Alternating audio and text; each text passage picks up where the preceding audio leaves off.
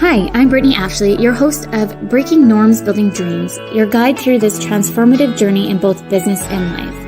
This is your place crafted for dreamers, doers, or anyone who has been told they can't. Get ready as we challenge those narratives together. You're tuning in live to the United Public Radio Network, airing on 105.3 and 107.7 FM in New Orleans. We are streaming on all the popular platforms every Monday at 3 p.m. Eastern Standard Time. Join me for a candid and thought-provoking conversation celebrating your unique journey because you are worth it. Hello, everyone. Happy Monday. I feel like I was just here if you were listening to me earlier with Addie. We were talking about VIP days and all of that. So if you haven't watched that yet, please watch Negotiating Happiness with Addie earlier on today. And for those just tuning in, I'm Brittney Ashley. I'm your host of Breaking Norms, Building Dreams. And I'm so excited to have Nadine back today. Thank you, Nadine, for coming. Oh, I'm so happy too. And I need to listen to that recording of the session you've just done, Negotiating Happiness. Wow, that sounds intriguing. Yes, we're trying to interplay where Addie will come into my show and then her show, so we can kind of shed light back and forth with the different listeners so they can learn more about us a bit more. But for those who are just listening, we are broadcasting live on the United Public Radio Network and UFO Paranormal Radio Network, 105.3 FM and 107.7 FM in New Orleans. Tongue twister sometimes. Get ready to escape the next hour as we break norms and build dreams with Nadine today. I'm so excited to have you back, Nadine. And today we're talking about professional skills from motherhood. Yeah, I'm super excited. It's a topic that seems to be coming up a lot with like people I'm working with, which are ambitious moms. I feel actually like even prepping for the show, I thought we could even do it the other way around. It's like professional skills that we can use for motherhood and things we learn through motherhood that we can definitely apply at work. So it's basically like a two-way system. Definitely tap into like the different areas there for sure. For those just tuning in for the first time and have not met lovely Nadine actually comes in every month. We were still trying to playing with what days you really come in. It's usually every Monday's on the 17th-ish week-ish. But really it depends too on how busy Nadine is. But I'm just so excited for you to come in every month with us. Nadine is an international coach for moms who want to get their mojo back, go after more and the thing they can't stop thinking about. Start taking action and move step closer to what they truly are happy about doing. Maybe just remind listeners or new listeners of your background and who you are. Yeah, well, you pretty much kind of summed it up on the professional side of things. It's like I'm getting really passionate about supporting moms who just want more for themselves. And it's like, oh, there has to be more than this grind here. It's like let's look where the spark is and how to bring a bit of joy back. So I'm currently also based in Vancouver, in BC on the Pacific Coast in Canada, I'm a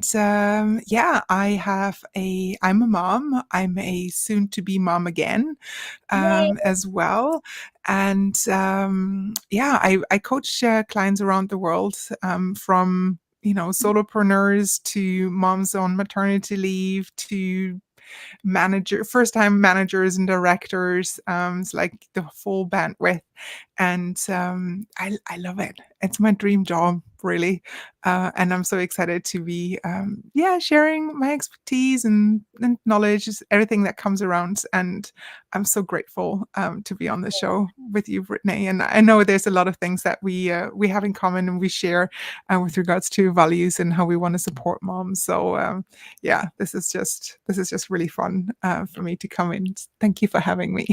Well, thank you.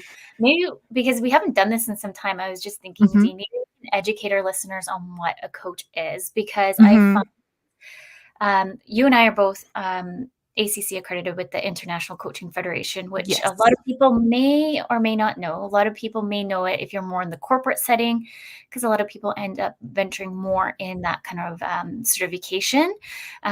and some just might have come across it here and there. But overall, I like to tell others that coaching is really a way for you to kind of stop and think. And we as coaches come in and think of thought-provoking questions so you can kind of navigate your own way, because sometimes we get really caught in the noise and we forget how we can navigate from one point to another point, because sometimes we're always being told of what we're needing to do, but sometimes we already know what we need to do.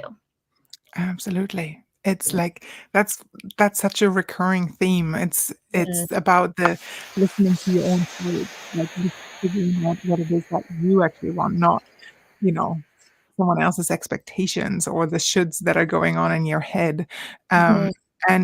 Yes, while we are both here today, probably talking and sharing some tips and tricks and maybe some knowledge and stories, usually in coaching, we're assuming that the people that who we're supporting and helping are the experts in their own lives, and it's down to us to kind of tease that out of them, tease this knowledge and this inner wisdom out of them, and motivate and encourage, and hold accountable and celebrate with them when they're, on their journey and trying things out of what really works with them. And that comes in form of questions. So usually it's the client that talks a lot more than the coach. And sometimes, like for myself, I combine the two mechanisms together. So yes, I'm a certified business coach, imposter syndrome coach, but I organically sometimes do consulting, mentoring as well. And so when Mhm. I'm coaching my entrepreneurs on how to build foundational businesses, I kind of intertwine both. And I usually announce, okay, and it's more or less too, I ask the client, are you okay if I put this hat on now?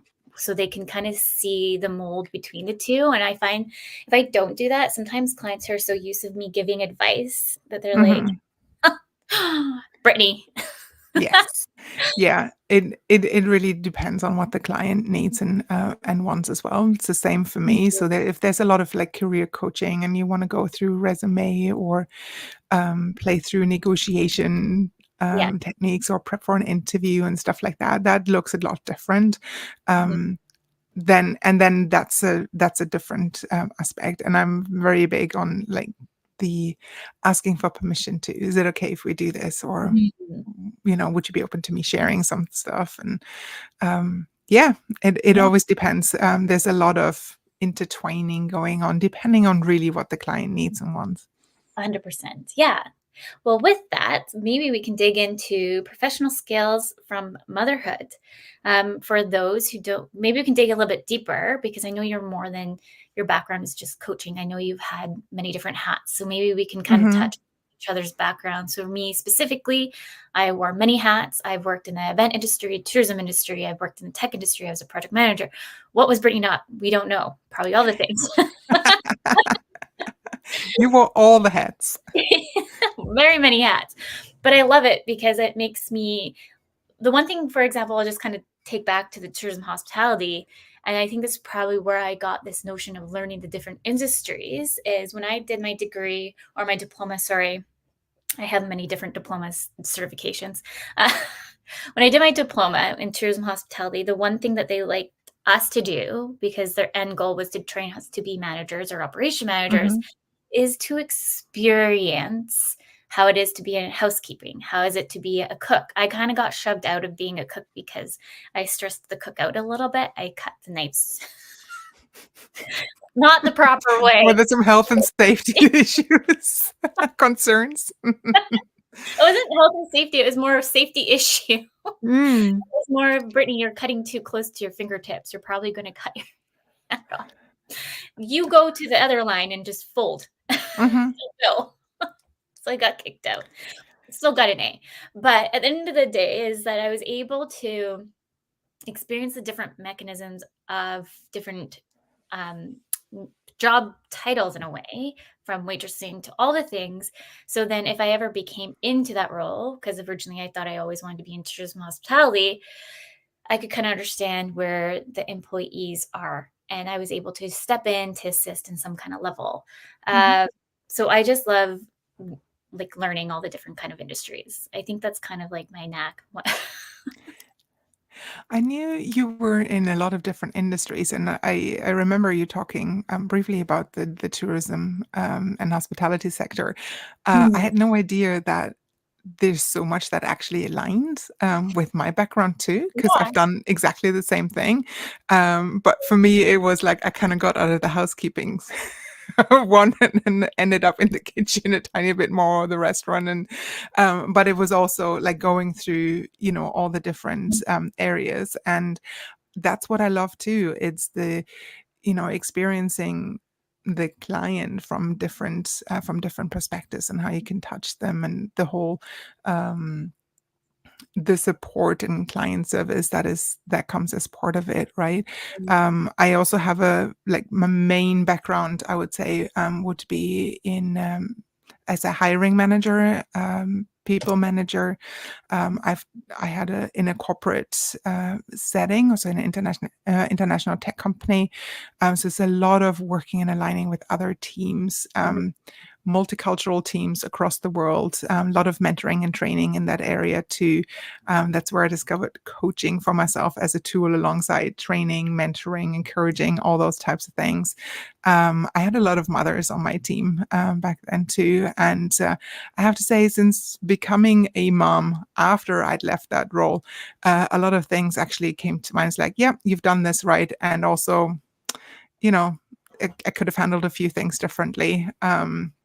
Not necessarily that they were in a bad space, but I like reflecting afterwards, like, okay, this is why things played out the way they played out, and this is where I could have leaned in a bit more to support. So those are there's a lot of learning and reflections from that as well, and it's all now going back to help better the workplaces and empower moms in the workplace. Mhm. Yeah, maybe we can, it sounds like you and I, that's probably why organically we've just kind of meshed so well since we met each other. By the way, Nadine and I have yet to meet each other. It's only been ever virtual. Oh my goodness, that's true. We've collaborated on so many different projects and in so many different ways, and Yeah, somehow, even though we're how far away are we from each we're other? like a Like ferry away, a ferry away, yeah, an island away. an island away. But still, it is a long process sometimes if you're on I'm in Victoria, BC, for those who are just listening, or who don't know, which is here's Vancouver Island, and then Vancouver's right here. So you have to take about I just rounded 2 hours, give or take, to get on over to the mainland, and then depending where you are in Vancouver, then you have to add the driving time. But it's a lot it's a process to get over It there. is, yes, or alternatively, take one of those, tiny planes, those Yeah, what do you call them again? harbor float planes. Yeah, float planes, Mm. to go over, but, yeah, I'd probably prefer the ferry. Well, I did recently come over, and like I already have severe anxiety traveling by myself, and I was like, I'm going to do this. And then the next day, unfortunately, one of the harbor planes hit a boat because the boat went in the traffic lane. And I was like, yeah, that I would have opted out if that happened before I went on the harbor plane because it's already so much anxiety flying. I Oh, think no. for traveling too, if you have that kind of anxiety. So then seeing that kind of news report is just kind of like, no thanks. Mm, yeah. Um, But with that, for anyone listening, professional skills, I feel like we as moms, one, we kind of sometimes lose our identity as maybe like from fashion or from who we are, what we loved prior. I know for Mhm, me, like I feel like that's still like something I'm navigating as a mom of two, because I'm just always constantly busy with the kiddos. And I find sometimes, for me anyways, I put meeting friends more on the back burner. But personally, I feel like I need to meet friends because it gives me that sense of belonging, sense of outlet too. mhm. There's And I more to you than being, in quotation marks, "just a mom," right? exactly. There's other aspects. Mhm, And the unfortunately is sometimes moms forget to put themselves first. So the whole self the more or less putting self first, then we kind of get lost in the lines of the work of what is our professional lives before. Because Mhm. in 2017, I was in the tech industry, but then I took some time off earlier. So really, I haven't been in a regular 9 to 5 ish if I ever want to go back, but no, thank you. Um, sideways. Um, I wouldn't even know what to even apply for Mhm. because even though I have all these things, it's like, well, what can I apply for? So maybe you have some ideas and tips for anyone listening. On how to get back into 9 to Yeah. 5? Not into a 9 to 5, or maybe if they want to follow a different kind of passion. Mm. Um, well, first of all, it's like before you go into anything like this, I think it's really important to get a bit of clarity Mhm, um, in so what are your strengths, what are your passions, what do you value, what are your non-negotiables mhm, um, of like what a new role should be like, or not should be like, let's scratch that should of what a new role needs to be like, or what you'd actually want out of it.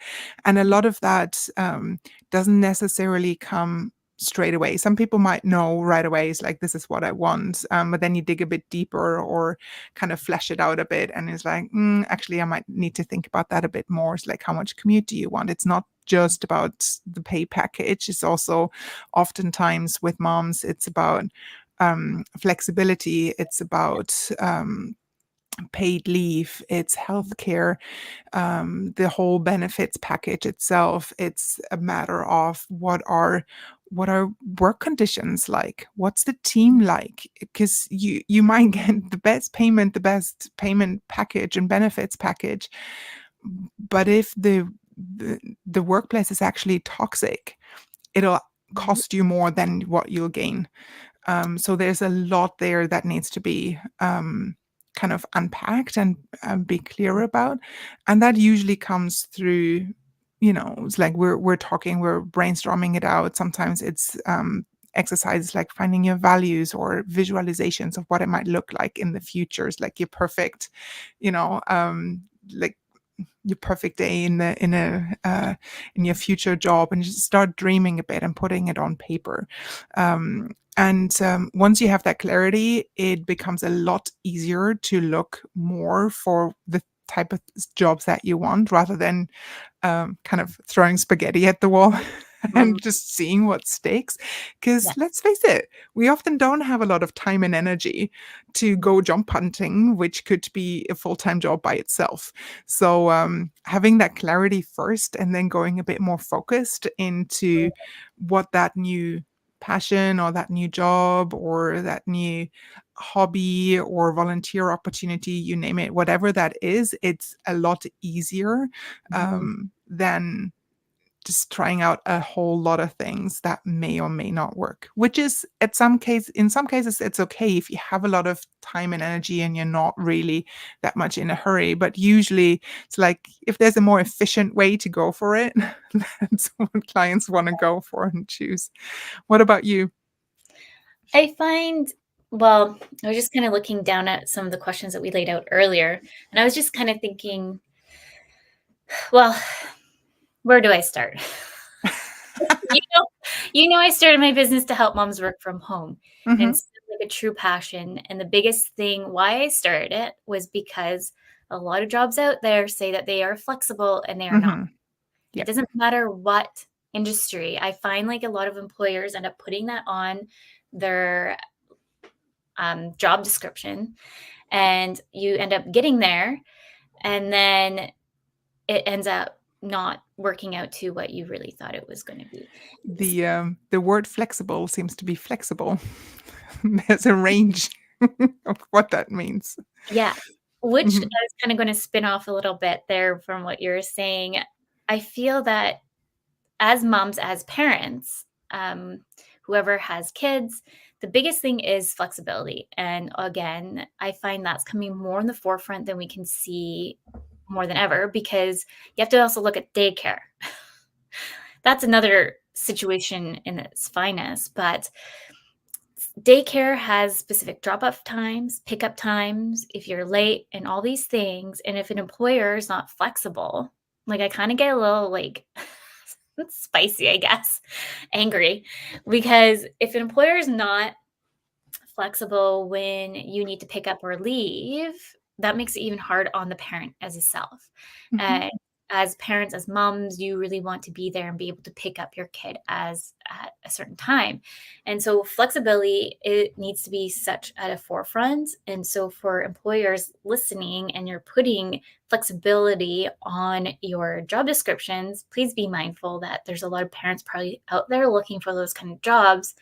It's not just because they want to come and go as they please. It's because they need to work with an organization that's wanting to work with them. And Mhm. it's one part of their values. And I find sometimes, unfortunately, in our society, we end up getting blamed because we're millennials or Gen X, Yeah. whatever Mhm. the title is. And it's really not that. It's because in today's society, too, daycare, the lack of support that we have to raise kids, Mhm. it's hard. Bottom line, it's hard. It's on so many, yes, exactly, and it's on so many levels. I mean, it's like even school sometimes, depending on which one your kids are going to, it's like it finishes at 3, right? It's like if you don't have after school care or access to it or can afford it or whatever, it's like it's just not meant to be in support of a working family. It's like 9 to 3. Okay, which jobs are 9 to 3 or 10 to 3 or Exactly. whatever there is? It's just it's not really working, and I guess we can go down a rabbit hole here and be really mad about it together. It's um, for well, time sure. pickup time is actually at 2:40. So if you think of like I have to leave here at 2. So Hmm. 9, like that's just even harder. But Yeah. thinking of like more on the professional skills, circling back on that. Sorry, I went on a little bit of a rant because I find like that the flexibility Yeah. thing is like drives me bananas when people put that on their outline. But when you're thinking of your own professional skills and Hmm. flexibility is important to you, I think coming in with curious questions to the employer would be very helpful to make sure you're navigating into the right area employment Hmm. before signing the papers. Because I find Absolutely. like I know for me when I got jobs, I'm like, oh, I got hired, and then I sign it, and then I'd be like, "Oh, I didn't think about asking that," or, Mm. "What? They said it in there, but I didn't actually highlight it within over here, but now I'm stuck." Yeah. So I worked somewhere for, like, 6 weeks, and it was actually so I'm in, out in Langfordish area, and I got a job out in Sydney, and originally my job started at 10, and before I know it, I was leaving at, like, 7 in the morning to get there. Oh no. And it's not sustainable, uh, No.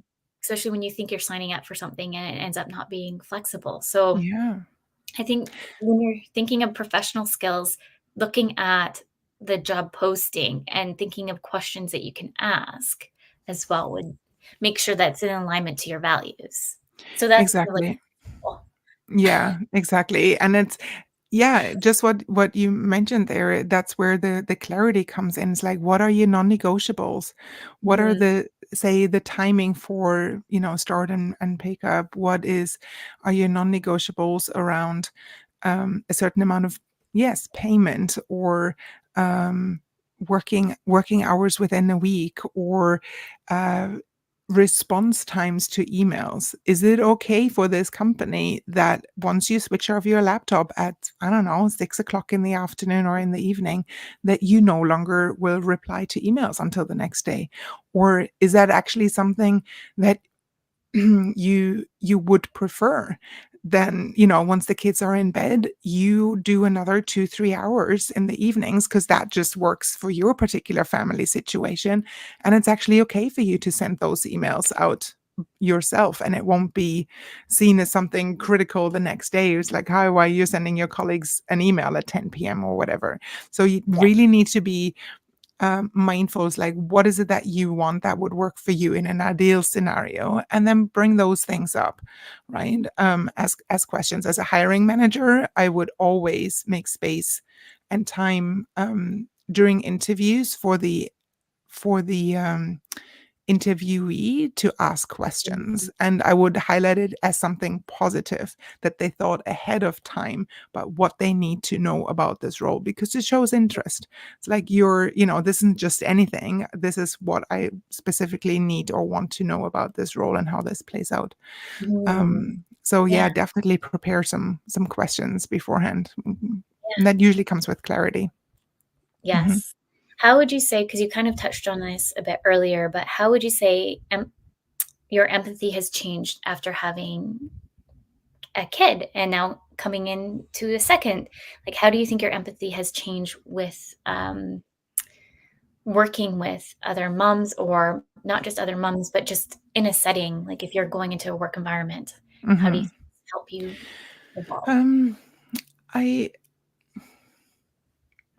I want to say I was an compassionate person even before, but if you've not been in those shoes and you haven't experienced sleepless nights and you still have to go in at 9 o'clock in the morning in the office and punch numbers or be patient with clients. Mhm. Be patient with clients. It's just something else. You like, once you've walked in those shoes or experienced it, maybe close by or secondhand through, I don't know, your sister or a close relative or partner, it's really difficult to kind of just get it. And I feel like if another mom's working alongside you and they're like, oh, I feel like I've run a marathon before 7 a.m. this morning, you know what that is like. Mhm. And you don't have to explain or anything. It's just, okay, what do you need? Here, let me get you a coffee. Here, it's you're just getting there at I don't know. I feel I get others a lot easier and better without them having to necessarily express everything in detail. Yeah. And it's just easier. And yeah, I know. Okay, or I get it. Here's Yeah. what I can do for you. It's getting to the point much faster, which also helps with relationship building usually. 100%. And I think, like, to touch on that too, like, I'm always interconnected with the different relationships that I created when I did work a 9 to 5, and even still now. Hmm. But understanding as a mom too, like, we had Sarah on the show, for example, earlier when I first started the show, and she's like, "Do you mind if Brooklyn comes in the show?" I was like, "If you want her in the show, by all means." I'm like, "I get it, girl." Hmm. Yeah. And And it's that kind of compassion and empathy that a lot of moms slash parents need. mhm. It's that empathy, but then also maybe it's that extra questions that we can do on our end of, like, what other support do you need to make you feel comfortable here? Yeah. Yeah. And it kind of, like I said, it kind of goes both ways. It's like sometimes this is why I've changed some of the conditions on when people sign up with me as a coach. As Mhm. like there's a lot more flexibility in there because I know it's like kids are gonna be sick. Moms are usually the main caretakers and need to jump in. So there might be last minute cancellations or reschedules.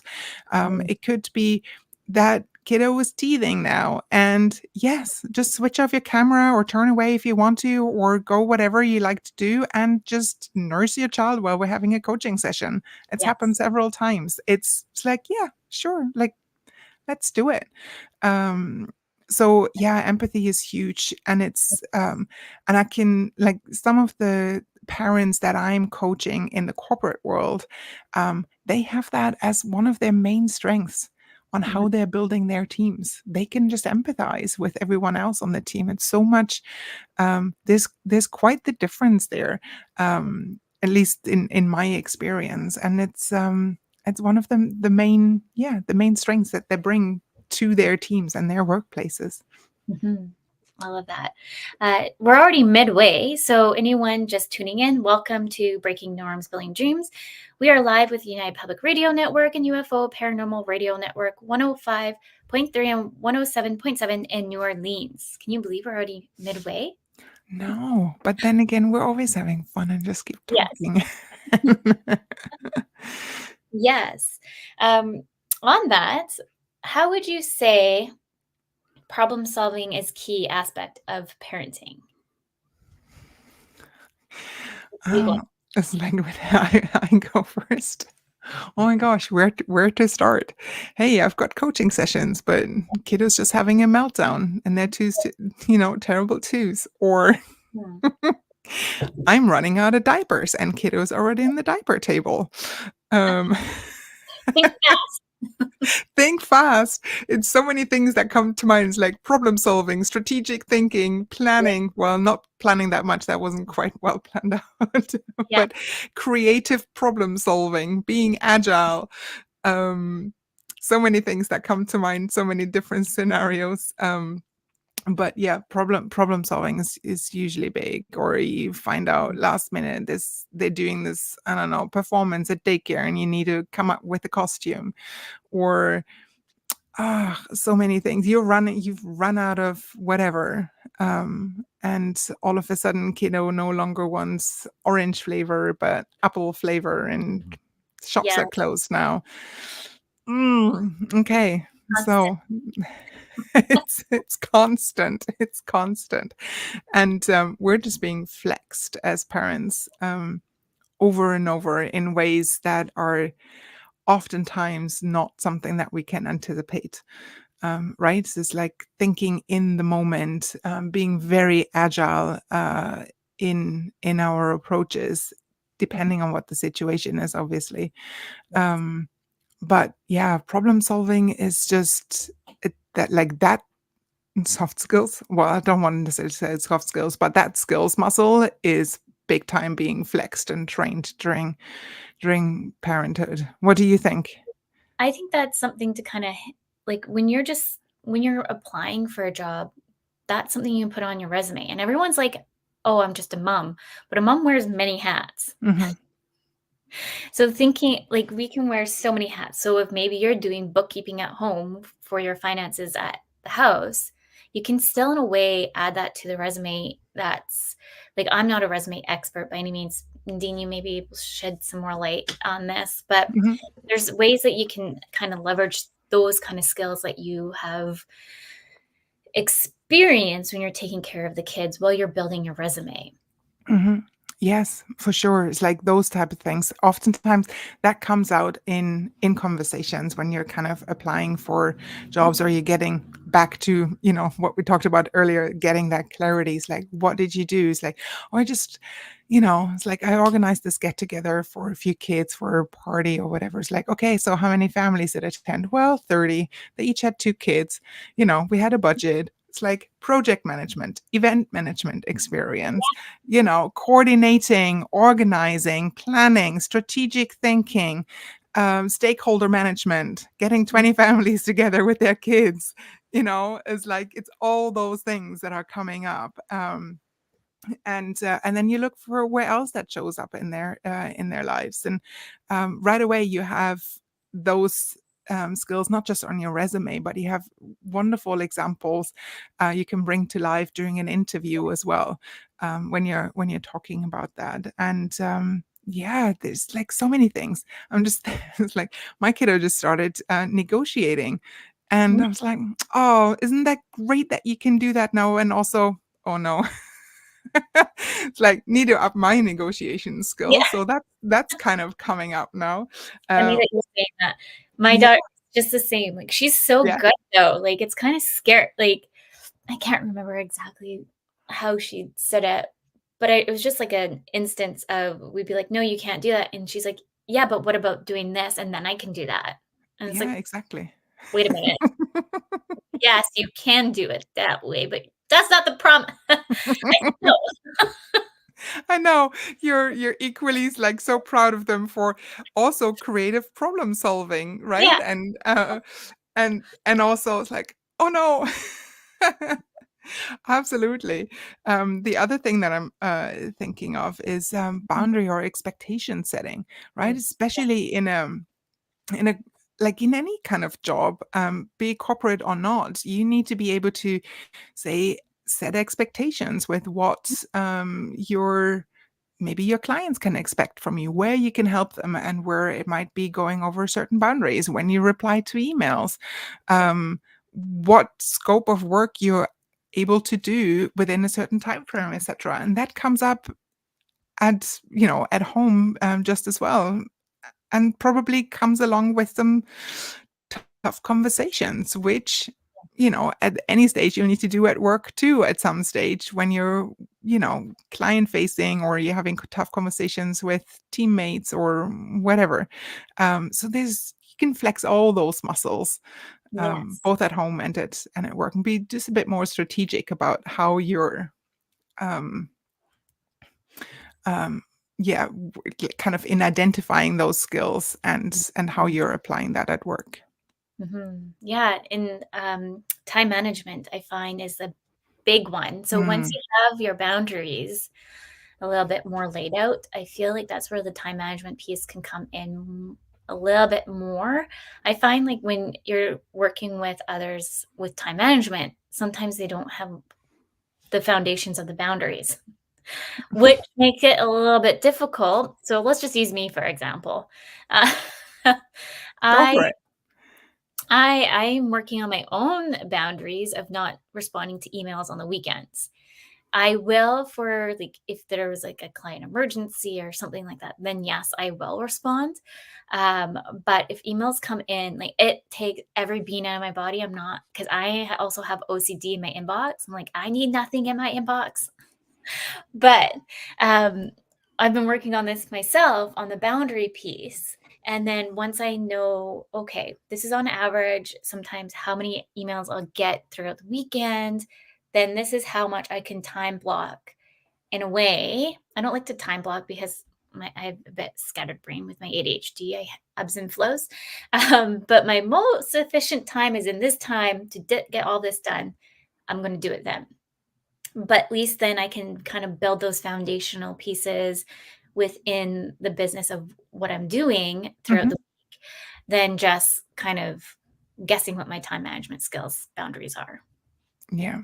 Yeah. It totally builds on that. And time Yeah. management is so, especially like going back to, you have until 2 o'clock or 3 o'clock until kids need to be picked up and come back home. So there's a whole lot of um, work that kind of needs to be done in most cases by a certain, it's like adhering to deadlines. That's your own deadline, then that you're working towards. And the biggest thing around it, like turning it around a bit, is also that you need to grow your muscles on focusing, Mhm. being productive during that time when you're blocking your time, or you're managing your time, but you also need to be productive and focused during those times. There's obviously techniques on how you can learn to do that a bit more, but that also, a lot can be done. I can create a 3-course dinner in half an hour if I wanted to. um, and that then comes with, problem solving, creativity, and resourcefulness. But yeah, time management is big as well, Mhm. and building in buffers as part of that time management. It's not just being the productive. Not just being having the productive part as part of time management, but also, what, like, planning for the unexpected, which there is usually a lot, a Always. lot of in motherhood, and in career, or if you're managing projects, etc. That always comes up. So part of that time management is not just the productive side, but having some buffers in there, some flexibility, and coming back to the very beginning of what you said, Mhm. the self-care as well. It's like Mhm. self-care or time for yourself, rest is important and productive too. Yeah. So that needs to be part of it, just as a kind of side reminder here, for anyone who that resonates with. It's like schedule in some time for yourself. I'm actually really excited that it's July because it's summer break. And Hmm. that means early drop off can be at 8 and Wee. late pickup can be at 6 if we wanted it. So I feel like July, I finally got like, I don't want to say my life back, but it just feels like extra hours in the day to get the things done that I've been needing to get done. Mhm. Because I've been finding like I am not that productive some sometimes in the day. My Mhm. productive queue, I'm now seeing, no wonder my my production is usually really good from 1 to 3. Whatever I'm doing between 9 and 12, we don't know. But whichever these seems to be my prime time I've been finding in July. So I'm like, okay, when summer's gone, what's going to happen in the fall? Because Mhm. we're still on the wait list, story of our lives, story of wait list for before and after school care. And so that means my day is shrinked up again. So Mhm.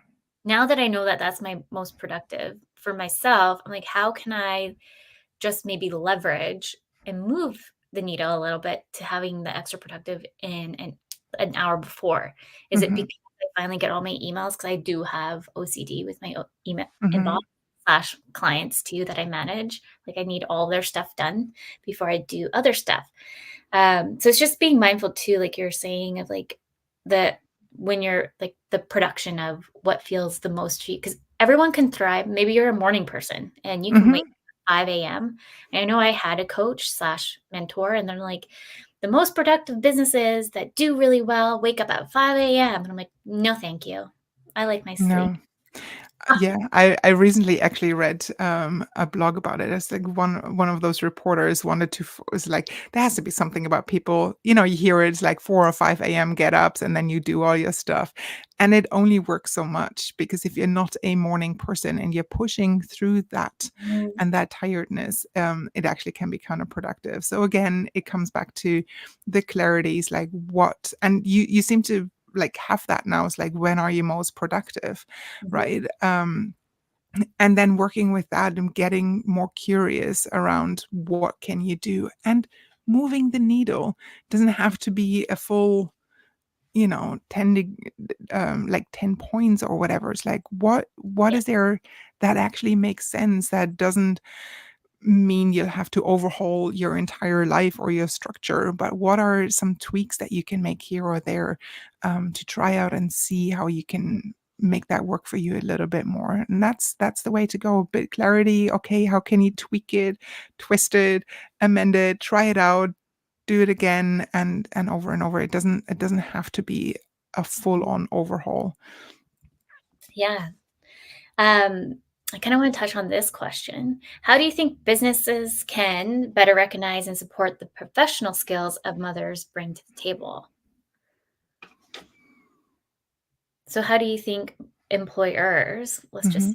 say employers, how can Mhm.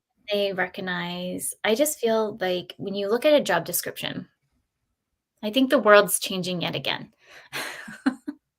Yes, it's great that you have all these degrees, but I think professional skills and actually doing it shines a little bit more sometimes. Mm. Um Well, the first thing that came to mind is like have more mothers on boards. Mhm, Like have mothers run those companies, have mothers being the hiring managers or in HR or the decision makers, and you'll automatically see more parents, more mothers in the workplace, and have those workplace policies in place that are actually beneficial. It's the same for in politics, like policymakers. If you have more women, more parents, yes, even more fathers, but there's still a bit of a discrepancy. There's like if you have mothers in those roles or people who are really empathetic towards parents, you will see a shift. It's just mhm, the way it is. If you but what does it take in order for them to get there in the first place? mhm, Right? So what comes first? Is it the policymakers and the decision makers? Or it's like what does it cost to have those people in there? mhm. And I get why some people don't want to disclose that they're a parent during their interviews or in their application process. I get it. It's like I'm in Facebook groups where people find themselves pregnant and they're like, I don't know, by when do I have to tell my employer? Mhm. that I'm pregnant. I'm already in my second trimester, and it's like, or then I get it. So it's a tough thing to do, and it shouldn't be on moms to um, kind of raise the flag or fly the flag and say it's like, hey, we need more support. There's a whole lot of other people out there who need to pick up a bit of extra work and make it work, and Mhm. it's difficult. Mhm. There's there are studies and reports out there showing the return on investment if you do hire mothers into the workplace. Some of them are higher retention rates because it can be a lot more, like if you have the policies in place at work and the support system, moms are loyal. They'll stay around. If you value them, you will have your most loyal employees around. Um, because they know what they have, and they get stuff done. Yeah. Moms get stuff done for sure. Yes. But that's the support framework needs to be there at work. Yes. I Um, wanted yeah, go oh, for it. I wanted to touch on that. Sorry.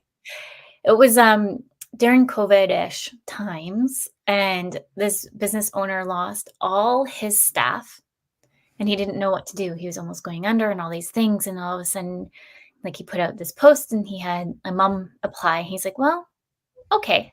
And then before you know it, it's all moms, women, working Mhm, under his business, and he said it's the best decision he's ever made in his life.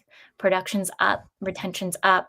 Everything that was going wrong originally in the business has gone up, like 30 times the percent. I think mhm, or even higher than that.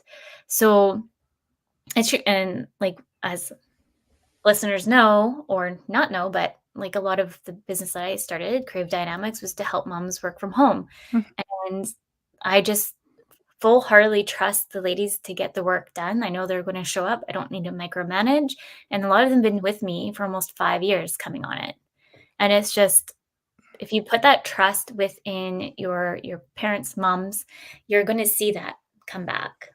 absolutely. Yeah, for sure.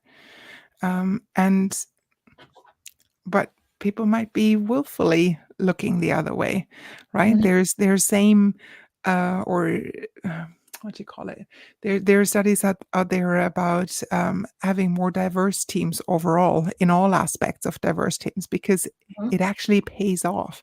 It mhm, pays off to have a female CEO of the company. It pays off to have a certain percentage of managers in your company, mhm, say, be Black or of Asian descent, or have women a certain percentage in the leadership team. It just pays off financially big time. mhm. But still, where are they? Yes. Where's the progress there? Mhm. Mm. So I know you and me were both kind of individually championing and allying and stepping up, like to support other organizations Mhm. um, who are helping in that sense, and then individually we do our thing to help mothers, right? To see is like what is in their individual scope of change and empower, to help them on an individual level, Mhm. and live their best lives. Mhm. Yes. Yeah. With It's a that, heavy topic, huh? it is a heavy topic. I was actually just thinking, like, when you were saying all this, the one thing I think employers, or even if you're, just starting out too, thinking of hiring more parents, moms, it'd be nice to have to well, I've actually been seeing this a lot too, actually, but having, like, daycare within the organization has been, like, a game changer. Like, there was, what is it? Where, like, you work from home, but you can go and work there, like, workspaces. Mm-hmm. Yep. New trend Like that I've seen too is workspaces integrating daycare there too, so you can go there if you're an entrepreneur. I think there's a company in Ontario or Kelowna that does this. I have to look at their names again. I think I there's randomly some here in Vancouver too. It's yeah, really great. Yeah. it's like drop-in spaces, or it's like remote workplaces. You just go in for Yes. your desk or your office that you hire for the day or for the Mm. month or whatever, and they have childcare included. It's really Yeah. neat. And then that's just could interplay too for those um, business owners thinking of like, how can you work that in? Maybe you can't do the daycare thing, but if you roll in the flexibility, yes, you don't need to be in office. You can go work here. They have daycare. Maybe we cover a certain percent or something like Hmm. that. Like Yeah. it's just offering something a little extra. And I went to Vancouver Startup Week. I was on the panelist with lovely Lindsay, who's also been on the show. Hmm. They were talking about what they do for a living. This organization is hire um, individuals to work like with for Lululemon or anything like that for big companies. And they said the biggest change with what they're seeing within the market is, yes, flexibility, but also having that mental health support and extra support within the organization. So I feel like we as parents and moms, we need that mental health support because we're doing a lot of it. Hmm. Yeah. And what I've seen alongside that trend is um, so mental health support, also the support for say career advancements. It's not necessarily that you have like oftentimes like, oh mom, there's no aspirations there or whatever, and it's fine as long as you're hired to do a particular job and you're delivering on that job, then that's fine. But oftentimes, like moms are being overlooked in the workplace when they're already in it. And it's like, she wouldn't want to travel anyway, or she might not be up for that leadership position or doing that stretch project or whatever. And it's like, I dare you. It's like, just put it out, give those same opportunities to moms and just see, they might just surprise you. They're looking for those types of things instead of going other places, and they might not be there this year, maybe next year. So it's not like there's this bias as well about one thing, and there's like they might not want to, you know, they might not want to progress in their career, and oftentimes it's like they might want a mentor at work, they might want an internal coach, external coach, a sponsor. You Mhm. never know. There's so many options and opportunities there to support beyond the actual salary or benefits package as Mhm. well. And it's all about, I would call it the extended mom support village. Mhm. So traditionally you might have it, as your, family and friends and maybe neighbors supporting you in your motherhood journey. But I would always stretch that it can be someone at work too on the professional side of things. So like a coach or a mentor, sponsor. Um, it's even your own manager, it's like to support you in that sense, and pave the way for a bit more flexibility. There's Mhm. so many options, or internal employee support networks as well. Yeah. um, so many options, but they need to be carved out or made available, Mhm. advocated for. Exactly. Lots of options there to keep moms happy at work. Yeah, exactly. I was just kind of going to segue a bit that just kind of for anyone listening, just thinking of curious questions that you can ask your employees or even your employer, like opening those doors. But I find that sometimes we're sometimes scared to talk to the higher ups. So I always try to say, what if we remove the title? And instead of just saying, oh, they're the CEO of this business, I just want to go, I'll just use me. I need to talk to Brittney because I need X, Y, and Z. Hmm. She doesn't have that title. I just call myself Brittney and we're a team here. I use we in my conversations because I wouldn't be here without my team Hmm. have built this business. So trying to change a little bit of the mindset and also like asking those questions and having maybe quizzes within the organization so you can build those other extra programs for parents, moms, skill development, and all these and other things that people might be struggling with, but you won't Hmm. know until you ask. Yeah, exactly. And on top of that, especially internally, in the as part of the hiring process, is like in some countries, I know in some countries it's actually illegal to ask about your family status, right? Because you can easily be discriminated about it. Even in the kind of casual chats ahead of a formal interview process, right? It's like you like look at what like internally what are your processes around hiring, what is the language you use when you're rolling out a role. Is it a neutral role, or like neutral language or inviting language to actually invite parents to apply, or does it explicitly display a bias against mothers or parents? Yes. What what are the type of questions you're asking during an interview process? It goes on to names on marital status. It depends on where you're interviewing and how much aware they are of the rules that are in place or not. But there's a lot that you can already do in order to invite more mothers or more parents onto your team, and Mhm. specifically hire for those. Yes. Yeah, and just to like, I'm on the board of directors at an organization, and um it's just like I've just talked to them about like the hours of like doing our board meetings. Like it's Mhm, really hard for me to do certain things at like 4:30. I want to be a part of the board because I'm so passionate about it. I have all the values in alignment, but I just can't make that time work. It's chaos here. mhm, Unless you want chaos and I won't be able to be fully present, by all means, I'll make it mhm, work. But for me, who wants to be fully present in those kind of meetings, it's like I knew like I had to have those kind of conversations. So sometimes it takes hard conversations to maybe make certain tweaks. Not that this was a hard conversation. I'm just saying like mhm. sometimes hard conversations might have to happen to make those changes and momentums within Yeah, um and sometimes it doesn't have to be a hard one. It could mhm, just be a general inquiry. Do we have to have this regular monthly team meeting at 8:30 in the morning, mhm, right?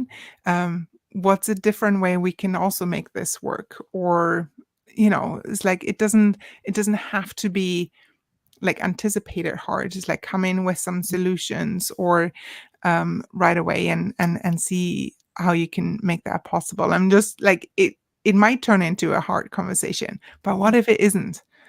mhm, What if it's something they're already working on, or they've been, yes, thank you for bringing it up. It's like when I had new team members coming on board in my corporate role, I would explicitly invite them to bring in feedback, because we're like, most of the team members have been here for a long time. We might have blinkers on, and we might have blind spots. So for anyone new coming into the teams, like, please bring it up, let me know. And there was like one person who looked at me like with big eyes, and it was like, what's going on? It's like, no one's ever asked me for my feedback in my previous jobs. And I was like, what? How is that possible? And they were like, yeah, and it's like, well, here I would love to have your feedback. I don't want to be surrounded by yes sayers. I would like mhm, to mhm, have this as a team that works for everyone.